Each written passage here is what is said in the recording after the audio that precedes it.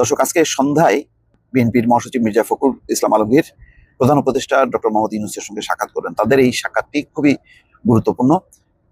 ইতিমধ্যেই দেশের রাজনৈতিক পরিস্থিতি সম্পর্কে আপনারা কম বেশি জানেন যে একটার পর একটা ঘটনা, তাতে একটা অস্থিতিশীল পরিস্থিতি তৈরি হয়েছে এবং এর সাথে সবচেয়ে উদ্বেগ উৎকণ্ঠার বিষয় দাঁড়িয়েছে যে চিন্ময় দাসকে গ্রেপ্তারের পর ভারত একদম সরাসরি বিবৃতি দিয়েছে এবং তার মুক্তি দাবি করেছে এবং বাংলাদেশের পরিস্থিতি নিয়ে তারা উদ্বেগ উৎকণ্ঠা প্রকাশ করে যেই বক্তব্য দিয়েছে, এতে পররাষ্ট্র মন্ত্রণালয় তার পাল্টা জবাব দিয়েছে, খুব কঠিনভাবে জবাব দিয়েছে এবং বলেছে যে এটি একটি দেশের আভ্যন্তরীণ বিষয়ে হস্তক্ষেপের শামিল। এবং ভারত সাধারণত এই ধরনের বিবৃতি কমই দেয়, কিন্তু গত কয়েক মাসে তাদের আচরণে বোঝা যাচ্ছিল যে তারা বাংলাদেশের ব্যাপারে ক্ষিপ্ত এবং সংখ্যালঘু ইস্যুটাকে তারা তাদের রাজনৈতিক প্রেক্ষাপটে এবং আন্তর্জাতিক প্রেক্ষাপটে তুলে ধরতে চায় এবং বর্তমান সরকারকে যে তারা সহ্য করতে পারছে না তার একটি ইস্যু খুঁজতেছিল। এর প্রেক্ষিতে গত কয়েক মাস ধরে দেশের বিভিন্ন অঞ্চলে সংখ্যালঘুদেরকে নিয়ে সমাবেশ হচ্ছিল।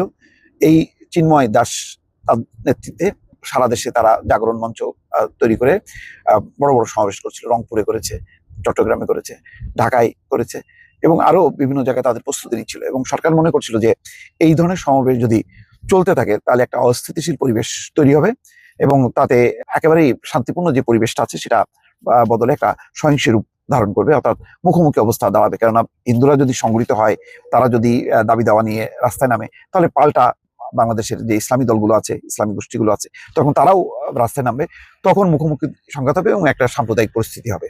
বর্তমান সরকার বারবার বলে আসছে যে তারা বাংলাদেশের সকল মানুষকে তাদের নাগরিক মনে করে, বাংলাদেশি হিসেবে দেখে, কাউকে হিন্দু কাউকে মুসলমান এই হিসেবে তারা বিভাজন করে না। অর্থাৎ একেবারে সবার জন্য সমান আইন বাংলাদেশি হিসেবে প্রত্যেকে তার ন্যায্য দাবি অধিকার তারা পাবে বিদ্যমান আইন অনুযায়ী। কিন্তু এই জাগরণ মঞ্চ এই চিন্ময় দাসের নেতৃত্বে তারা বলছিল আলাদা তাদের সবকিছু থাকতে হবে, তাদের আলাদা কোটা থাকতে হবে, তাদের পার্লামেন্টে একটি ব্যবস্থা থাকতে হবে, আলাদা মন্ত্রণালয় থাকতে হবে, এরকম নানান এমন কিছু দাবি দাওয়া তারা নিয়ে আসছিল যে তাতে একটা বিভাজন তৈরি হতো। যাই হোক, সেই বিষয়গুলো যদি শান্তিপূর্ণভাবে চলতো সেটাও ঠিক ছিল, কিন্তু ইতিমধ্যে ইসকনের নামে মূলত এই নেপথ্যে কাজ করছে ইসকন এবং ইসকন হচ্ছে খুবই বিতর্কিত একটি প্রতিষ্ঠান হিসেবে বিশ্বে পরিচিত হয়েছে।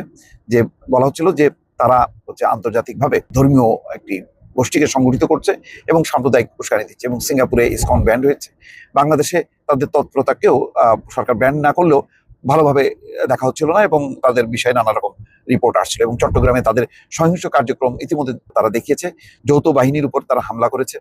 এই সমস্ত ঘটনার পর সরকার একটু টনক নড়েছে এবং চিন্ময়কে তারা গোপনে অনুসন্ধান করেছে, ফলো করেছে এবং তারপরে তাকে গ্রেপ্তার করেছে। গ্রেপ্তার করে তাকে আইনগতভাবে মোকাবেলা করছে তার বিষয়টি। কিন্তু ইতিমধ্যে ভারত হঠাৎ করে বিবৃতি দিয়ে বসে এবং বিজেপির যে কলকাতা তার প্রধান শুভেন্দু তিনি একটা কড়া বক্তব্য দেয়, বলে যে বাংলাদেশের সীমান্ত অবরোধ করা হবে, অর্থাৎ নিত্যপণ্য তারা ঢুকতে দেবে না, অর্থাৎ একটা পরিস্থিতি তারা তৈরি করবে। এমন একটি অবস্থায় দেশের রাজনৈতিক দলগুলো খুবই উদ্বেগ উৎকণ্ঠার মধ্যে আছে। তারা এই পরিস্থিতিকে স্বাভাবিক না বলে মনে করছে। বিএনপির স্থায়ী কমিটির বৈঠকে এ নিয়ে নানা আলোচনা হয়েছে এবং সেখানে সরকারের ব্যর্থতাও তুলে ধরেছে যে একটার পর একটা ঘটনা ঘটছে এবং পতিত স্বৈরাচারের দোষরা এই ঘটনাগুলো পরিকল্পিতভাবে তৈরি করছে। এই ব্যাপারে সরকার সতর্ক হচ্ছে না, কারোর সাথে আলোচনা করছে না, তারা এককভাবে এলোমেলোভাবে কিছু সিদ্ধান্ত নেওয়ার ফলে পরিস্থিতি জটিল আকার ধারণ করেছে। বিভিন্ন জায়গায় যে সংকট তৈরি হচ্ছে তাৎক্ষণিকভাবে সেটি মোকাবেলা করা হচ্ছে না, গোয়েন্দা সংস্থাগুলো কাজ করছে না, ফলে সরকারও অন্ধকারে আছে। এমন অবস্থায় বিএনপি জরুরিভাবে বৈঠক করে তারা উদ্বেগ প্রকাশ করেছে এবং সিদ্ধান্ত নেয় যে প্রধান উপদেষ্টার সঙ্গে তারা আলোচনা করবে, আলোচনা করে এই সংকটটা কিভাবে রাজনৈতিকভাবে মোকাবেলা করা যায় তার একটি সিদ্ধান্ত নেবে। ফলে এই সন্ধ্যায় বৈঠকটি অত্যন্ত গুরুত্বপূর্ণ বলে অনেকে মনে করছেন। দর্শক ভালো থাকবেন, আল্লাহ হাফেজ।